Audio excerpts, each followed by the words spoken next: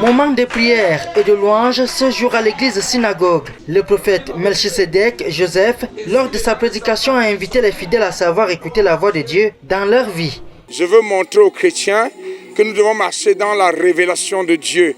Nous ne devons pas marcher dans nos pensées, dans notre ambition. Il faut écouter Dieu avant d'agir. Il faut écouter parce que Dieu a un plan pour notre vie. Il ne faut pas seulement se décider un matin de faire. Et je leur ai montré que le chrétien n'est pas dans l'ambition. Le chrétien est dans la destinée prophétique. En s'inspirant des textes bibliques du jour, les messagers de Dieu ont mis en garde les fidèles sur les hommes de Dieu qui se présentent à eux. Dans cette saison, les gens veulent mettre l'intellect dans la parole de Dieu.